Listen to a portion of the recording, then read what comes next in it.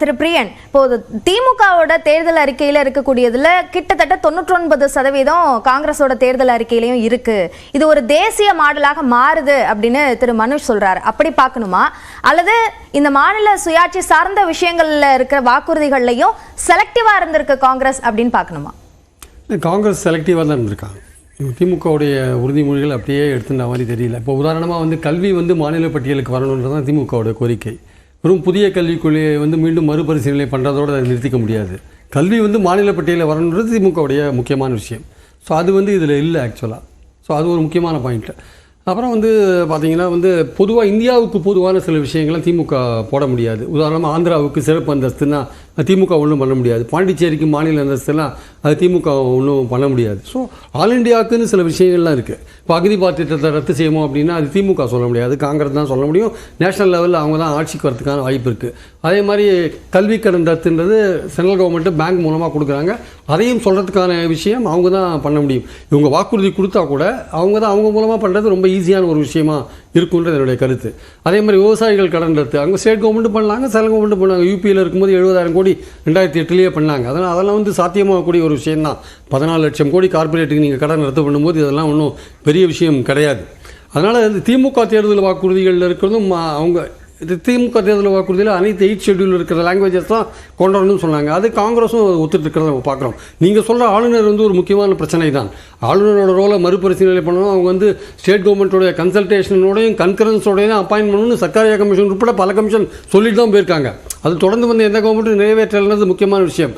திமுகவுடைய அடிப்படை கொள்கையை ஆளுநரே வேண்டான்னு சொல்கிறது தான். பட் அந்த அரசியல் சட்டத்தில் அவர் அந்த பதவி இருக்கிறதே வேறு வழி கிடையாது, சின்னதாக ஆக வேண்டிய கட்டாயம் இருக்குது. ஆனால் குறைந்தபட்சம் ஆளுநர் ஆளுகின்ற ஆட்சிக்கு தடை போடாமல் ஸ்மூத்தாக ஒரு அட்மினிஸ்ட்ரேஷனை ரன் பண்ணுற அளவுக்கு உதவியாக இருக்கணுமே தவிர இந்த மாதிரி ரவி மாதிரி எப்போவுமே தொடர்ந்து தடைகளை ஏற்படுத்தி கொண்டு இருக்கக்கூடாதுன்றது அடிப்படையான விஷயம். அதனால தான் இந்த ஆளுநர் விவகாரம் ஒரு பெரிய பிரச்சனையாகிறத நம்ம பார்க்குறோம்.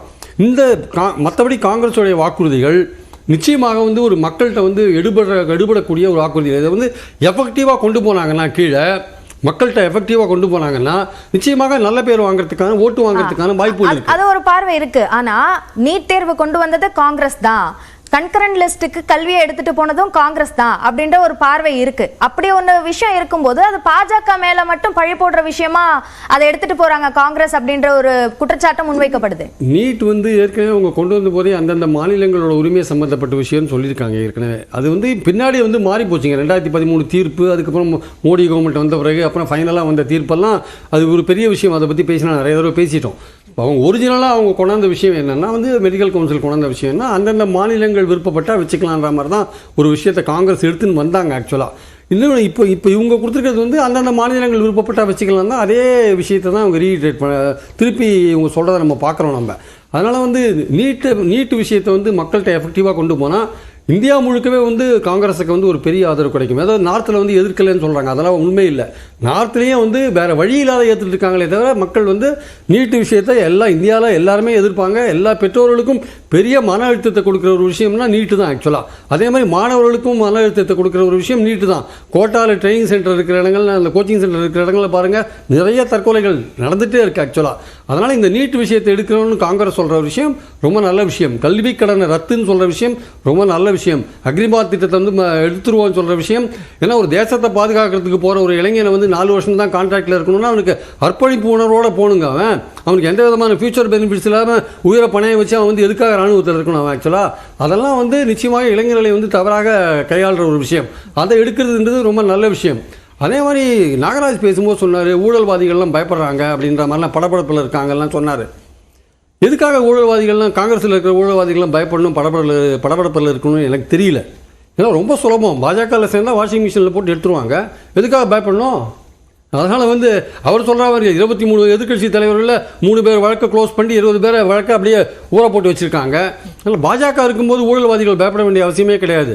அந்த வாஷிங் மிஷினில் ஒரு தடவை நீங்கள் போயிட்டு வந்துட்டீங்கன்னா பாஜக வாஷிங் மிஷினில் எல்லா ஊழலும் சரியாயிடும். ரெண்டாவது இன்னொரு விஷயம், ரஃபேல் எல்லாம் எல்லாம் முடிச்சிட்டாங்க அப்படின்னாரு. இங்கே ஃப்ரான்ஸ் கவர்மெண்ட் இன்னும் முடிக்கவே இல்லை, வச்சுருக்காங்க. இன்னும் அப்படியே தான் பாரிஸில் ஃப்ரான்ஸோட இன்டர்னல் ஆடிட் டிபார்ட்மெண்ட்டு அதை ஓப்பனாக தான் வச்சுருக்காங்க. அதை பற்றின விஷயங்கள் அங்கே வந்துட்டுருக்கு. இந்தியன் மீடியா அதை போடுறது இல்லைன்றது தான் அடிப்படையான விஷயம். பெகாசஸ் விஷயத்தில் இந்த பெகாசஸ் எப்படி தவறாக பயன்படுத்தப்பட்டதுன்றதுக்கு 2 உதாரணம் இருக்குது. ஊஃபாவில் வந்து கல்வியாளர்கள்லாம் பிடிச்சி உள்ள போட்டாங்க பீமா கோரேகான் வழக்கில். அதில் 2 பேர் இன்றைக்கி வெளில வந்திருக்காங்க. ஸ்டீஃபன் அந்த ஒரு சாமியார், கிறிஸ்துவ சாமியார் இறந்தே போயிட்டார். ஒரு கம்ப்யூட்டரில் எப்படி வந்து ஒரு மென்பொருளில் பயன்படுத்தி கரெக்டாக அவங்க கம்ப்யூட்டரில் சில விஷயங்களை திணிச்சாங்கன்ற விஷயம் வந்து இன்னும் ஒரு கேள்விக்குறியாகவே இருக்குது. ஸோ பெகாசஸ் அந்த டெக்னிக்கல் கமிட்டி பரிசீலித்து அந்த சில ஃபோனில் மால்வேர் இருக்குன்ற மாதிரியான விஷயங்கள்லாம் வந்தது. அது பெகாசஸ் சந்தேகம். ஆனால் அது மாதிரி விஷயங்கள் சந்தேக ஊசி தொங்கிதாங்க இருக்கு. அதில் எந்த விதமான சேஞ்சும் கிடையாது. பண மதிப்பு விஷயத்தில் அந்த நீதிபதி இப்போ சமீபத்தில் சொன்னாங்க, அது கருப்பு பணத்தை எந்த அளவுக்கு ஒழிச்சிருக்குன்னு தெரியாதுன்னு சொன்னாங்க. இந்த விஷயங்கள் எல்லாமே வந்து ஒரு டிஸ்கஷனுக்கு உட்பட்ட ஒரு விஷயங்கள், இன்னும் முடிவு வராத விஷயங்கள். பாஜக மீது விமர்சனமாக குற்றச்சாட்டாக வந்த நிறைய திட்டங்கள் ரத்து செய்யப்படும் அப்படின்னு காங்கிரஸ் சொல்லியிருக்காங்க. அதுல மிக முக்கியமான ஒண்ணு CAA. அதை பற்றி தேர்தல் அறிக்கையில இடம்பெறாதது எதனால? இல்லை, அவங்க தேர்தல் அறிக்கையில் நேஷனல் லெவலில் வந்து இது பண்ண வேண்டியது விஷயம். திமுக சொல்லியிருக்கிறது உண்மை. திமுக என்னோட பாயிண்ட் என்னன்னா, காங்கிரஸோட தேர்தல் அறிக்கை தானே இது. இல்லை, இது காங்கிரஸோட தேர்தல் அறிக்கை தாங்க. CAA ரத்து பண்ணுறோன்னு சொல்கிறது அவங்க கொண்டு வந்த சட்டத்துக்கு மாறாது இருக்குது ஆக்சுவலாக. ஏன்னா எந்த ஒரு CAA சட்டத்திலேயே சிட்டிசன்ஷிப் ஆக்டில் வந்து மதத்தை வந்து யாருமே கொண்டு வந்தது கிடையாது இதுவரை இந்தியாவில். உலக அளவில் பார்த்தீங்கன்னா கூட அகதிகள் விஷயத்தில் மதத்தையோ ஜாதியோ கொண்டு வர மாட்டாங்க. அகதியாக ஒரு நாட்டுக்கு வந்துட்டான்னா அவன் எந்த ஜாதியும் எந்த மதம் கிடையாது. அந்த நாட்டு சட்டம் நீங்கள் எத்தனை வருஷம் இங்கே இருக்கீங்க, 10 வருஷம் இருக்கீங்களா, 5 வருஷம் இருக்கீங்களா, ஏதோ ஒரு கணக்கு இருக்கும். அந்த கணக்குக்கு அப்புறம் அவனை சிட்டிசன் ஆக்கிடுவாங்க. அதான் அடிப்படை விஷயம் ஆக்சுவலாக. அப்படி இருக்கும்போது நீங்கள் வந்து மதத்தை வந்து இங்கே திணிச்சிட்டீங்க, முஸ்லீம்ங்கிற மதத்தை திணிச்சிங்க. அது மட்டும் இல்லை, இலங்கை தமிழர்களை விட்டுட்டீங்க. அவங்களும் இந்துக்கள் தானே, அவங்களையும் விட்டீங்க. நீங்கள் அந்த 3 கண்ட்ரியோட சேர்த்துருக்கலாமே. நீங்கள் முஸ்லீம்களை விட்டதில் ஒரு உங்களுடைய அரசியல் தெரியுது எனக்கு. உங்கள் அரசியல் என்ன, முஸ்லீம்களுக்குன்னு ஒரு தனி கண்ட்ரி இருக்குது, நீ அங்கே போடா இங்கே இருக்காதான்னு சொல்ல இன்டெரக்டாக நீங்கள் சொல்கிறதுக்காக அதை விட்டுருக்கீங்க. அதான் உங்களுடைய பாணி. அது புரிஞ்சிக்க முடியுது, உங்களோட அரசியலை நம்மளால் புரிஞ்சிக்க முடியுது. அதனால் இலங்கை தமிழர்களை ஏன் விட்டீங்க? இலங்கை தமிழர் என்ன பாவம், அவங்க இந்து தானே. இல்ல, அப்போ இலங்கை தமிழர்கள் இதுல இன்க்ளூட் செய்யப்படுவாங்கன்னாவது வாக்குறுதியில காங்கிரஸ் கொடுத்திருக்கலாமே. அதாங்க காங்கிரஸ் கொடுக்கணும், நான் சொல்றேன், கொடுக்கணும். காங்கிரஸும் கொடுக்கணுங்க. அது சட்டங்கள் ரத்து செய்யப்படும், காங்கிரஸும் கொடுக்கணுங்க. இல்ல சொல்லுங்க மனோஜ். 10 ஆண்டுகளில் பாஜக கொண்டு வந்த மக்கள் விரோத சட்டங்கள் திரும்ப பெறப்படும் இந்த தேர்தல் அறிக்கையில இருக்கு. அது ஏன் CAA ஸ்பெசிபிக்கா சொல்றதுல என்ன தயக்கம் இருக்கு? இல்ல, இந்த 10 வருடங்கள்ல இது ஏன்னா மிகப்பெரிய மக்கள் விரோத சட்டமா CAA தான் இருக்கு. அதுல அப்ப அவங்க மொத்தமா அத வந்து சொல்லணும்ல. இப்ப அக்னிபத் சொல்லிருக்காங்க, ஒன் நேஷன் ஒன் எலெக்ஷன் சொல்லிருக்காங்க. மிக சமீபத்துல அமல்படுத்தப்பட்டது CAA. அதை ஏன் குறிப்பிட்டு சொல்லல? அவங்க அதாவது நூற்றுக்கணக்கான மக்கள் விரோத சட்டங்களை கொண்டு வந்திருக்கிறார்கள். ஒவ்வொரு சட்டத்தை எதிர்த்தும் இந்தியா போராடி இருக்கிறது. அப்போ சரி, ஓகே. அப்ப முன்னுரிமை பட்டியல்ல CAA இல்ல அப்படி நம்ம புரிஞ்சுக்கலாம். ஓகே, திரு பிரியன்கான நேரம் முடிச்சிருங்க. திரு பிரியன், உங்க சாய்ஸ் அது. நீங்க நம்ப விரும்பலனா உங்க சாய்ஸ் அது. இல்ல நான் நம்ப விரும்பல. அது சார்ந்த கேள்விகள் எழுப்பப்படுறதுல நான் அதை உங்கள்ட்ட கேள்வியா முன்வைச்சேன். அவங்க டிக்ளேர் பண்ணிருக்காங்க. சரி, திரு பிரியன் முடிச்சிருங்க. அதாவது சீனியர் சிட்டிசன்ஸ்க்கு ரயில் சலுகைகள்லாம் ரத்து பண்ணிட்டாங்க. இது கோவிட் காலத்தில். அதுக்கப்புறம் அதை வந்து மறுபடியும் நாங்கள் கொண்டு வரோம்னு சொல்லியிருக்கிறது நிச்சயமாக உண்மையிலேயே வரவேற்கத்தக்கது. அதே மாதிரி இந்த மினிமம் பேலன்ஸில் கொள்ளடிச்சாங்க பாருங்கள் ஏழைகள்கிட்டேருந்து 21,000 கோடி. அதை வந்து ஏழைகளுக்கு திருப்பி கொடுக்கணும்னு காங்கிரஸ் ப்ராமிஸ் பண்ணணும். ஆக்சுவலாக அது பண்ணாத விட்டாங்க. அது ரொம்ப எதிர்பார்த்த ஒரு விஷயம். மினிமம் பேலன்ஸ் இல்லைன்ட்டு 21,000 கோடி பிடிச்சிட்டாங்க பாஜக கவர்மெண்ட்டு. ஏழைகள்கிட்ட தான் பிடிச்சிருக்காங்க. எல்லாரையும் நீங்கள் வந்து பேங்க் அக்கௌண்ட் ஆரம்பிக்க சொல்லிட்டு மினிமம் பேலன்ஸ் இல்லைன்னு 21,000 கோடி பிடிச்சிங்கன்னா எவ்வளோ கொடுமை பாருங்கள். அவங்க ஏழைகளே பாவம், ஒரு பைசா இல்லாத பேங்க்கில் வித்ட்ரா பண்ணி அவங்களோட அன்றாட இதை கழிக்கிறாங்க. ஆக்சுவலாக ஒரு சமீபத்திய புள்ளி ஒரு என்ன தெரியுமா சொல்லுது, இந்தியா டுடேல வந்து இது ஆக்சுவலாக 62% இந்திய மக்கள் என்ன தெரியுமா சொல்கிறாங்க, எங்களுடைய அன்றாட செலவுக்கே கஷ்டமாக இருக்குன்றாங்க. 75% மக்கள் என்ன தெரியுமா சொல்கிறாங்க, இந்தியாவுடைய பொருளாதாரம் முன்னேறதுக்கான வாய்ப்பே இல்லைன்னு இன்னும் மோசமாக தான் போகும்னு சொல்கிறாங்க.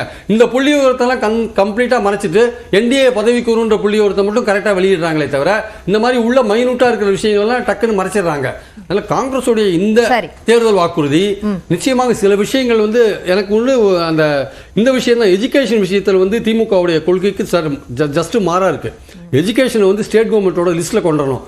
அதே மாதிரி இந்த 10% வந்து உயர் ஜாதி ஏழைகள் தவிர மற்றவங்களுக்கெல்லாம் எக்ஸ்டெண்ட் பண்ணுறாங்க பார்த்தீங்களா, அது வந்து ஒரு ஓட்டை குறிவித்து கொண்ட ஒரு விஷயமா கூட பார்க்கலாம். ஏன்னா மற்ற ரிசர்வேஷன் பட்டியலில் இருக்கிற மற்றவங்கலாம் வந்து ஏற்கனவே ஒரு சலுகையை அனுபவிச்சுட்டு இருக்காங்க. அவர்களுக்கு நீங்கள் இந்த விஷயத்தை கொண்டு போனீங்கன்னா கூடுதல் ஒரு சலுகை கொடுக்குற மாதிரியான அமையறதுக்கான வாய்ப்புகள் உண்டு.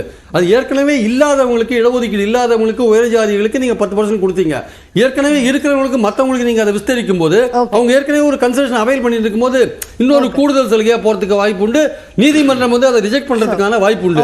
நீதிமன்றம் இந்த அடிப்படையில இதை கொண்டு வந்திருக்காங்க அப்படின்றத கேள்விக்குள்ளாக வேண்டியது. இது வந்து ஓட்ட மனசுல வச்சு வேணா கொண்டு வந்திருக்கலாமே தவிர மற்றபடி அவங்க கொண்டு வந்திருக்கிற ஜாதி வாரியான கணக்கெடுப்பு போன்ற பல விஷயங்கள், கல்வி கடன் ரத்து, அக்னிபாத் போன்ற விஷயங்கள், 30 லட்சம் பேருக்கு வேலை வாய்ப்பு கொடுக்கப்படும் என்ற விஷயங்கள் எல்லாமே வந்து நிச்சயமா வந்து வரவேற்கத்தக்க ஒரு விஷயங்கள். அது வந்து மக்கள் மத்தியில எஃபெக்டிவா கொண்டு போனா எடுபடும். ஒரு முக்கியமான விஷயம், இந்தியா கூட்டணி என்ற பெயரை வைத்துக் கொண்டு இந்த மாதிரி ஒவ்வொரு கட்சியும் தனித்தனியான ஒரு உறுதிமொழி கொடுக்கிறது எந்த விதத்தில் சரி எனக்கு தெரியல. ஏன்னா இந்தியா கூட்டணி ஒட்டுமொத்தமாக ஒரு காமன் மினிமம் ப்ரோக்ராமோட வந்தாதான் மக்கள் நம்புவாங்க. இந்த மாதிரி ஒவ்வொரு கட்சியும் தனித்தனியா கொடுக்கிறது வந்து எந்த விதத்தில் சரின்னு எனக்கு தெரியல.